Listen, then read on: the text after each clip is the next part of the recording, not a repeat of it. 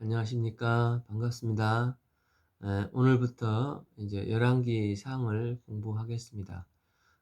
열왕기서와 역대기서는 많은 부분 같은 시대, 같은 사건을 기록하고 있습니다. 그러나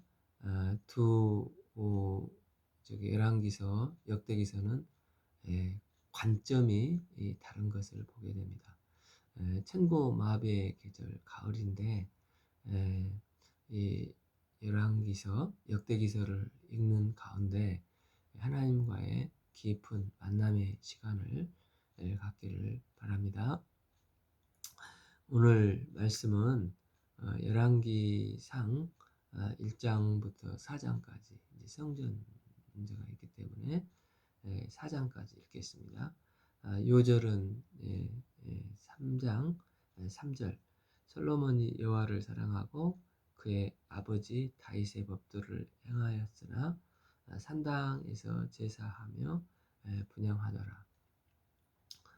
열왕기 상하는 원래 하나님의 책인데 분량이 너무 많아서 상하로 나눠졌고 왕들을 열거한 기록이라는 책입니다. 열왕기에서는 다음 세 가지를 이제 질문을 답하고자 쓰여져 있습니다. 첫째는 왜 이스라엘은 남북으로 분열되어 있는가? 둘째, 북이스라엘이 왜 멸망하게 되었고, 또 셋째, 남유다는 또 왜 멸망하게 되었을까? 이 질문의 답을 말할 때는 모세오경에 나오는 언약과 율법에 얼마나 신실했는가가 기준이 됩니다. 그러니까 같은 시기를 서술한 책이 두 권이나 열왕기, 역대기에 있습니다. 열왕기에서는 끝이 어디인지를 보면 알 수가 있습니다. 열왕기에서는 바벨론의 포로로 잡혀가면서 열왕기서가 끝이 납니다. 그러니까 열왕기서가 쓰여진 시점은 바벨론 포로로 잡혀가는 시점에 쓰여졌다고 볼 수가 있겠습니다.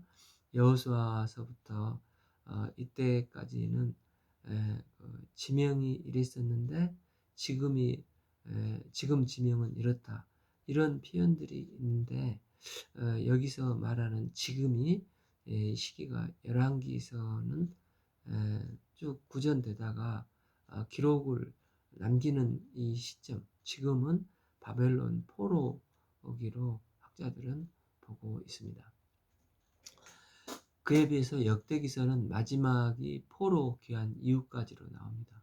그리고 역대기서의 마지막 절에는 에스라서 1장 1절로 이어지고 에스라서는 또 느헤미야까지 연결되는데, 그러니까 포로로 귀환한 한참 후에 에스라까지 지난 사람이 역대기를 기록한 것을 알 수가 있습니다. 말하자면 열왕기서는 포로로 잡혀간 세대 중에 한 명에 쓰인 거고, 역대기서는 포로 귀환 한참 후에 쓰여진 책이라고 볼 수가 있겠습니다. 이 기록 시점의 차이가 어떤 목적의 차이를 드러내는가, 이게 제일 중요합니다. 열왕기서의 관점은 1차적인 이제 독자들은 현대 저희들이 아니고 당시 이스라엘 백성들이었습니다. 즉 이스라엘 백성들에게 열왕기서는 뭔가를 말해주고 싶었던 것입니다. 이스라엘은 원래 하나님이 택하신 거룩한 백성으로 다윗의 장막을 영원히 무너뜨리지 않으시겠다고 하나님께서 하셨고, 다윗의 가문을 영원히 무너뜨리지 않겠다고 하셨는데, 왜 우리가 바벨론의 방에서 포로로 끌려왔을까? 이게 바로 열왕기서를 저술한 목적이 되겠습니다. 열왕기서의 저술 목적은 우리가 어쩌다가 이렇게 바벨론 포로가 되었는가 맞춰져 있다고 봐야 하겠습니다. 열왕기서의 기록 목적은 우리가 근본 하나님을 역사적으로 떠나서 죄를 지었기 때문에 삐뚤어져서 우리가 잘못했다는 것을 보여주고 있는 것입니다. 그래서 이스라엘 역사서는 특히 남유다에서는 선한 왕이 꽤 있습니다. 솔로몬도 선한 측면도 있고 또 악한 측면도 있는데 열왕기서는 악한 측면을 강력하게 드러내는 것을 봅니다. 다윗도 잘 한 것이 많이 있지만 솔로몬도 악한 측면이 강조되고 있습니다. 열왕기상에서 가장 큰 비중을 차지하는 왕이 있다면 솔로몬 왕과 또 아합 왕이라고 할 수 있겠습니다. 열왕기상에서는 많은 왕이 나오는 것 같지만 중간에 왕들이 그냥 쓱쓱 지나가 버리고 어, 아합의 이야기가 주류를 이룹니다. 예, 솔로몬과 아합, 그다음에 그럼 이 아합은 누구입니까? 가장 나쁜 왕이지 않습니까? 그러니까 열왕기서는 우리가 왜 이렇게 비참하게 망해서 포로로 끌려왔는가? 우리 조상들의 죄악 때문이라는 거. 그러나 우리가 회개하고 하나님께 돌이키면 언제든지 주님은 붙들어 주실 것이라는 약속을 우리에게 주셨다는 주님이 우리를 버린 게 아니라 우리가 주님을 버렸기 때문에 그랬으니 이제라도 우리가 주님께 돌아가자. 바로 이것이 열왕기서를 쓴 목적이라고 할 수 있겠습니다. 반면 역대기서는 이제 포로에서 하나님께서 70년 만에 이제 귀환시켜 주셨습니다. 1차, 2차, 3차 귀환을 했지 않습니까?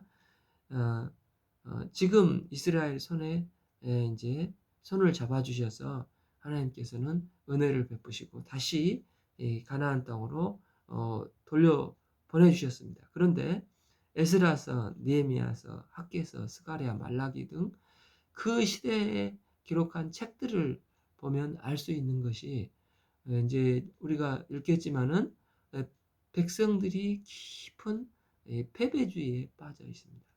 우리는 안 돼. 우리는 이제 망했어. 우리는 뭐야?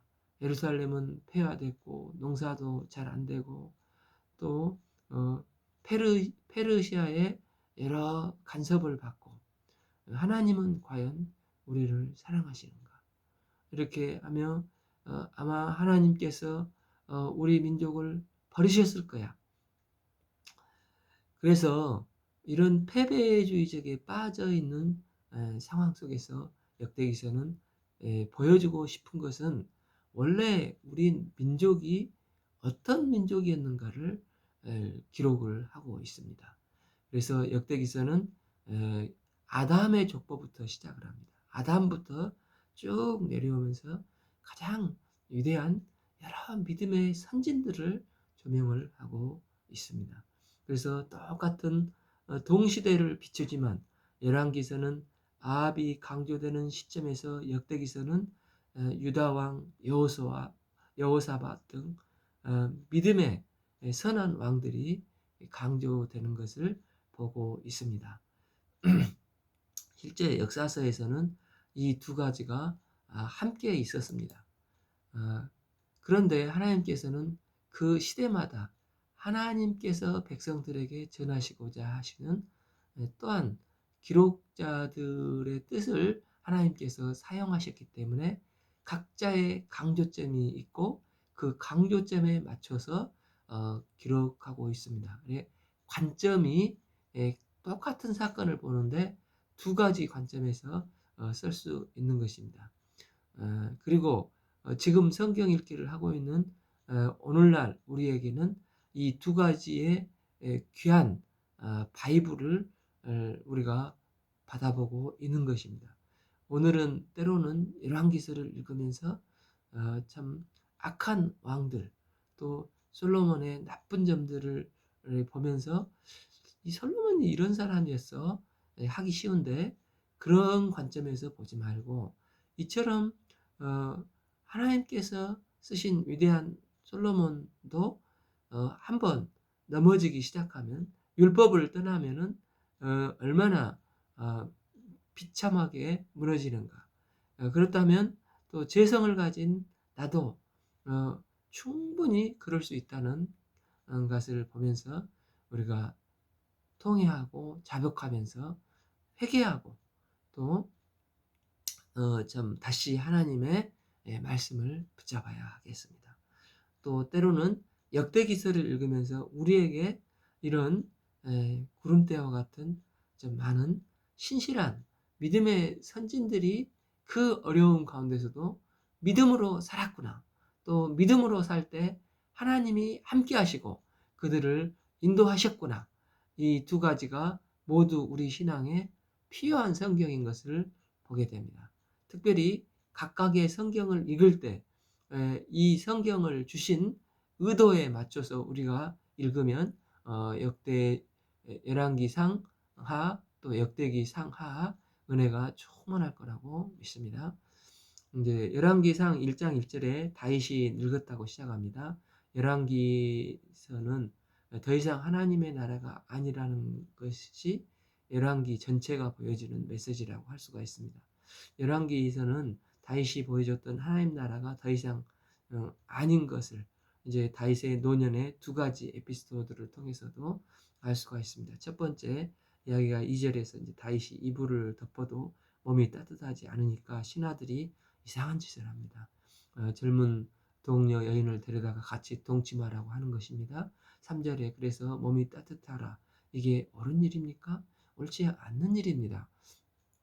그런데 다윗이 여기에서 신하들이 어떻게 한들 아무 말이 없습니다. 니네들이 어떻게 하든 나는 모르겠다. 많이 늙어있는 모습을 보게 됩니다. 그리고 한 가지는 다윗의 아들 중에 위로 다 죽지 않았습니까? 암놈도 죽고 또 압살롬 반역 사건으로 압살롬도 죽고 이제 그 아래 아들 중에 5절을 보면 아도니아가 있는데 핫깃의 아들 아도니아 굉장히 잘생긴 왕이었습니다. 잘생긴 사람이었습니다. 그 사람이 거의 자기가 왕인 것처럼 사칭을 하면서 내가 왕이 되리라. 이제 아버지가 늙었으니 내가 계승자가 되리라 하면서 병거 이제 와 호위 병 50명을 준비해서 왕처럼 행동을 합니다. 6절에서 그의 아버지가 다윗이 어찌하여 그리하였느냐 하는 말로 한 번도 섭섭하게 하지 않았다고 합니다. 또 다윗의 반응은 이제 그러니까 그러하든 말든 나는 모르겠다 하며 너무 늙은 모습을 보여주고 있고 다윗이 평생에 지쳐있는 모습을 보여주고 있습니다. 11절에 나단 선지자가 솔로몬 어머니 밧세바에게 아도니아가 왕이 되었다고 말을 하니까 15절에 다윗에게 밧세바가 가서 왜 왕은 가만히 있습니까? 하고 17절에 전에 왕의 하나님께서 요종에게 맹세하기를 28절에서 다윗 왕이 명령하여 이르되 밧세바를 내 앞에 부르라 이렇게 하지 않았습니까? 하고 부르라고 했고 29절에 내 생명을 모든 환난에서 구원하신 여호와의 살아계심을 두고 맹세하노라 하고 30절에서 내 아들 솔로몬이 반드시 왕이 되고 나를 대신해서 왕위에 앉으리라 하였으니 내가 오늘 그대로 행하리라 하니까 34절에서 제사장 사독과 선지자 나단은 그에게 기름을 부어 솔로몬을 왕으로 삼고 뿔난 나팔을 불며 왕은 만세수를 하옵소서 외치며 이제 대관식을 하여서 33절에 유대의 통치자로 지명을 하게 됩니다. 이때 이제 아도니아 쪽에서 붙었던 신하와 장군들이 있고 솔로몬 측에 있었던 사람들이 있습니다. 먼저 제일 중요한 제사장들인데 다윗의 밑에서 제사장이 2명이 있습니다. 이 그러니까 사두개파의 원조인 사독과 아비아달이 있습니다. 그 중에 이 아비아달은 누구입니까? 다윗이 높 땅으로 도망갔을 때 아히멜렉의 제사장 아들이 이 아비아달이 살아서 다윗에게 도망왔죠. 그래서 이제 아비아달은 아도니아 쪽에, 또 사독은 솔로몬 쪽에 서게 됩니다. 그리고 다윗의 대장군은 누가 있냐면 요압 장군이 있고, 요압이 전체의 대장군이라면 이제 용병단을 이끄는 이 분하야가 있습니다. 블레셋 사람의 용병 대장 분하야가 있는데, 요압은 아도니아 쪽에 서고 분하야는 솔로몬 측에 서게 됩니다. 그 중에서도 제일 중요한 사람은 나단 선지자입니다. 나단 선지자가 다윗이 잘못했을 때 직언을 하며 질책을 해서 그 힘든 상황에서 다윗이 하나님 앞에 바로 서고 회개했지 않습니까? 그래서 또 힘든 상황 가운데서도 도와줬는데, 이 나단 선지자가 솔로몬 쪽에 서게 됩니다. 왜냐하면 다윗이 이 솔로몬 아들을 다음 후대에 하나님 앞에서 왕으로 삼겠다고 하나님께서 이미 약속을 해주셨기 때문입니다. 그래서 42절에서 아비아달의 아들일 요나단이 아도니아에게 와서 47절에 솔로몬이 이미 왕이 되었다고 기름 부음 받았다고 딱 이제 소문이 이렇게 났다 하니까 49절에서 아도니아가 이제 도망을 칩니다. 이제 솔로몬이 왕이 되었다고 하니까 아도니아가 도망을 칩니다.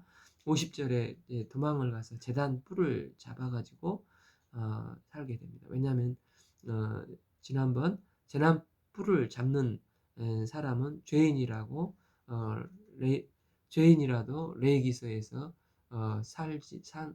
산다고 말씀했지 않습니까? 솔로몬이 이제 왕이 된다는 말은 우리는 하도 많이 들어서 당연히라고 생각해 볼 수 있는데, 사실은 이 부분을 좀 생각해 볼 필요는 있습니다. 이 솔로몬은 나이도 매우 어립니다. 다윗이 결국 어느 시점에서 미끄러지기 시작했습니까? 우리아의 아내 밧세바를 취하는 데서부터 다윗이 넘어지기 시작했습니다. 다윗에게는 여러 명의 아내와 그 중에 정말 현숙한 여인 아비가일도 있습니다. 여러 명의 아들들도 있는데, 다윗이 무너졌던 그 시점에 실패했던 자기가 그의 아들 솔로몬을 다음 때의 왕으로 세웠다는 것은 이건 무슨 뜻입니까? 진실되게 회개했던 그 시점에서 비록 실패했지만 다시 하나님을 붙잡고 일어서는 새로운 시작점이 되기도 한다는 것을 우리는 볼 수가 있습니다. 이렇게 솔로몬이 1장에서 기름을 부음을 받고 2장에서 본격적으로 솔로몬이 왕이 오르게 됩니다. 1절에서 다윗이 죽는 날이 임박해서 솔로몬에게 명령합니다. 2절에서 내가 이제 세상 모든 사람이 가는 길로 가게 되었으니 너는 힘써 대장부가 되고, 이제 다윗이 이제 솔로몬이 너무 어리기 때문에 대장부가 되라고 하고, 3절에서 내 하나님 여호와의 명령을 지켜 그 길로 행하여 그 법률과 율법과 증거를 모세의 율법에 기록된 대로 지키라. 그래야 하면 형통하리라. 이렇게 4절에서 여호와께서 내 일에 대해서 말씀하시기를 내 자손들이 삶과 마음을 다하고 성품을 다하여 진실이 내 앞에서 행하면 이스라엘 왕이 오를 사람이 내게서 끊어지지 아니하리라 약속을 하셨으니, 솔로몬도 말씀에 순종하는 삶을 살면 여호와께서 이 말씀을 확실히 솔로몬 때에도 이루시리라 확신을 심어주는 믿음의 유언을 합니다. 6절에서 그리고 이제 요압은 다윗이 죽기도 전에 솔로몬이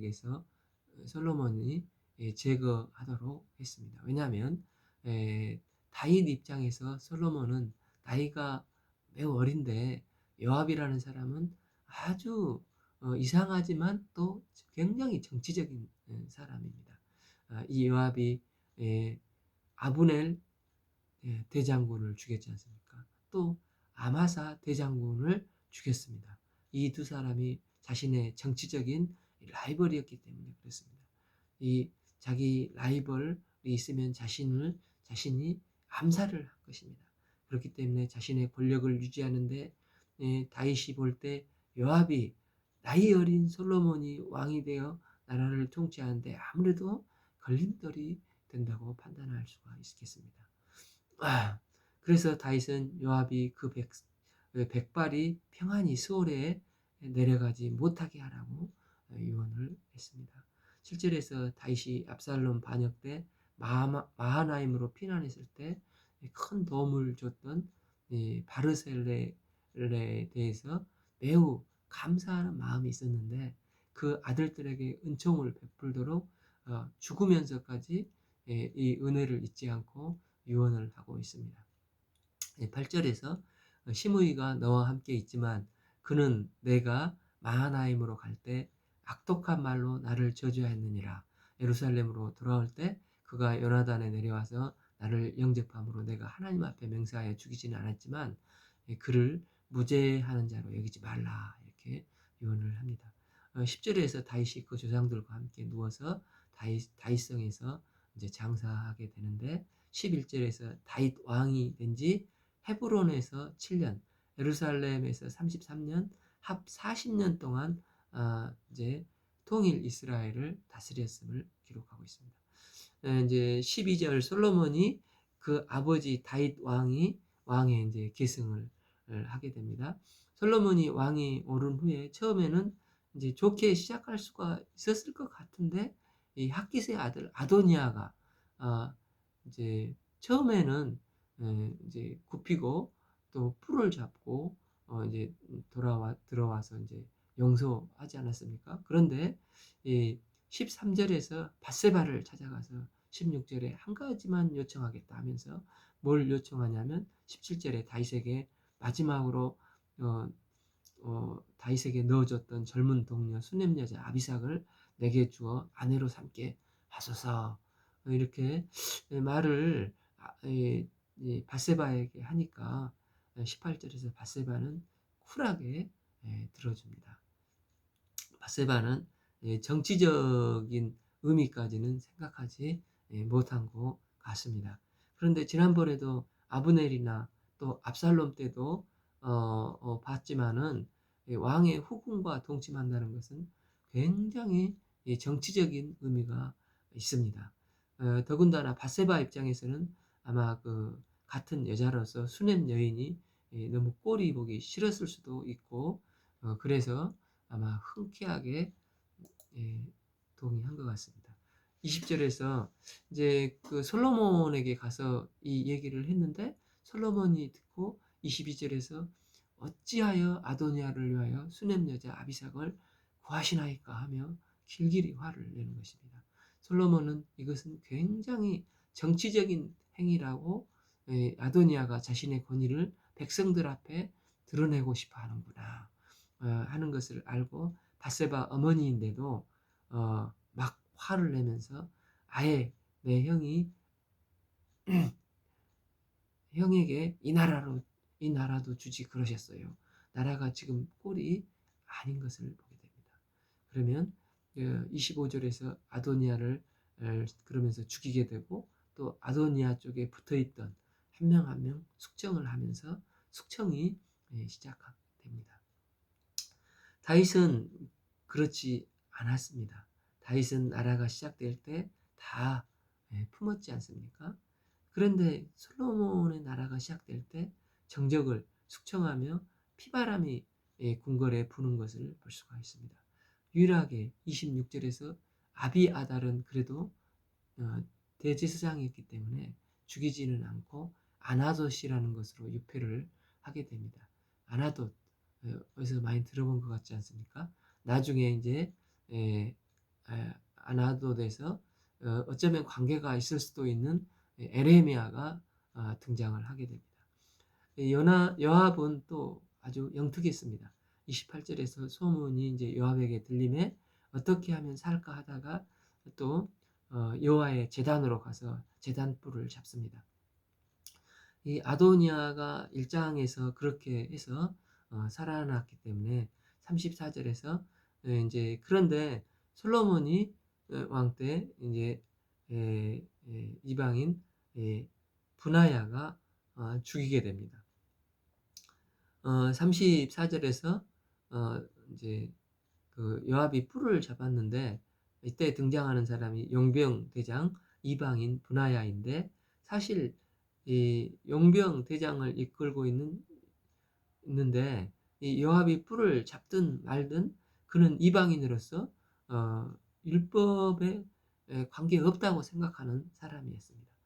요압이 나 뿔 잡고 있는 사람인데 율법에서 죽이면 안 된다고 했는데 라고 이제 애원을 하니까 용병대장 분야는 이방인이어서 그런지 나 그런 거 몰라 하면서 요압을 제거를 하게 됩니다.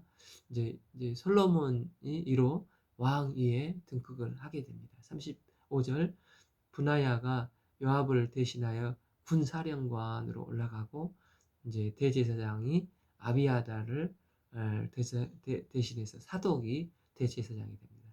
46절에 분하야가 시므이를 쳐 죽이게 됐고 3장 1절에서 애굽과 바로로 더불어 이제 솔로몬이 혼인 관계를 외교 정책을 하며 맺고 이제 그 딸을 맞이하고 다윗 성에 데려다가 두고 자신의 왕궁과 여호와의 성전과 예루살렘 주의 성의 공사가 끝나기까지 기다렸다고 나오고 있습니다. 4절에서 이제 솔로몬은 기브온 성당에서 이제 일천 번제를 드렸습니다. 5절에서 이제 밤에 여호와께서 꿈에 솔로몬에 나타나셔서 내가 내게 무엇을 줄고 이렇게 물으시니까 9절에서 주의 백성을 재판하여 선악을 분별하게 하옵소서 하였고 11절 이에 여호와께서 장수나 부나 원수 갚는 것을 구하지 아니하고 오직 성사를 듣고 분별하는 지혜로운 마음을 구했으니 12절에서 내가 지혜롭고 총명한 마음을 주신다고 하면서 14절에서 내가 만일 내 아버지의 다윗의 행함같이 내 길로 행하며 내 법도와 명령을 지키면 내가 또 내 나를 길게 하리라 약속의 말씀을 주셨습니다. 그러나 분명한 것은 이 다윗이 행함같이 내 길로 행하면 이라는 전제가 붙어 있습니다. 5절에서 솔로몬의 지혜로운 재판이 나오는데 그때 두 여인이 왕에게 와서 21절 한 여인의 아기가 죽는 아이로 뒤바뀐 것을 보면서 23절에서 서로 산 아이가 자기 아들이라고 주장을 하여서 25절 산 아들을 둘로 칼로 쪼개서 반은 여자에게 반은 저 여자에게 주리라 하니까 26절에서 진짜 이제 어머니가 내 주여 산 이를 그에게 주어서 아무쪼록 죽이지는 마소서 이렇게 하니까 가짜 어머니는 아주 좋습니다. 반으로 쪼개세요. 이렇게 솔로몬 왕에게 말하니까 왕이 산 아이를 양보한 저 여자에게 주어서 결코 죽이지 말라고 합니다. 28절에서 이 솔로몬의 지혜로운 판결을 온 이스라엘이 보고 칭송하게 되는 것을 보게 됩니다. 이제 4장 7절에서 솔로몬이 인재 등용을 각 지방 12방백 장관을 세워서 8절에서부터 어디에는 누굴 장관으로 세우고 어디에는 누굴 장관으로 세우는 것이 19절까지 나오는데 중앙 집권을 강화하고 있는 것을 볼 수 있습니다. 이것이 성경에서 굳이 기록하는 것은 이전에는 중앙 집권이 아니라 각 지파별로 나누어졌고 각 지파의 장로가 이제 다스렸는데 솔로몬은 이제 12지파의 장로의 권력을 인정하지 않고 중앙에서 방백을 임명해서 파견하는 것입니다. 더군다나 두 지역은 솔로몬의 자기 사이를 보내는 것을 보는데 그러니까 권력을 자기가 중앙에서 모아 지파의 경계를 일부러 무너뜨리면서 각 지파의 지역의 지도자를 이제 유다 지파에서 파송을 하기 시작했기 때문에 유다 지파가 다른 지파의 위에 앉게 되는 상황이 전개되면서 세속적인 국가로 탈바꿈하는 것을 보게 됩니다. 21절에 솔로몬의 다스리는 곳이 그 강, 즉 유브라데에서부터 블레셋과 애굽에 이르기까지 이제 솔로몬이 사는 날 동안 그 나라를 다스렸고 또 그 나라들은 조공을 바쳤다고 기록하고 있습니다. 22절에서 솔로몬이 하루에 음식을 먹는 게 어느 정도였냐면 어마어마합니다. 밀가루 60고루, 또 살찐 소가 한 끼, 하루에 10마리, 초장의 소 20마리, 양 100마리, 그 외에 수사슴, 노루, 암사슴, 또 살찐 새 등 이제 여기 이게 중국의 청나라 말 그 서태후라는 황후가 있었지 않습니까? 그것은 이제 식탁이 가장 많다고 역사적으로 이렇게 이제 많은데 막상 막하로 어마어마한 식탁이 이 솔로몬 식탁에 올려져 있는 것을 준비된 것을 보게 됩니다. 26절 솔로몬의 병거인 말 외양간이 4만이요 마병이 12,000명이고 29절에서 이제 하나님께서 지혜와 총명을 많이 주셨고 30절에서 솔로몬의 지혜가 동쪽의 모든 사람의 지혜와 애굽의 모든 지혜보다 뛰어났다고 하고 32절에서 그가 잠언의 3,000가지를 말하며 그의 노래는 1,005편이며 34절 천하의 모든 왕들이 솔로몬의 지혜를 들으러 왔다고 기록하고 있습니다. 오늘은 열왕기상 1장부터 4장까지 읽겠습니다. 감사합니다.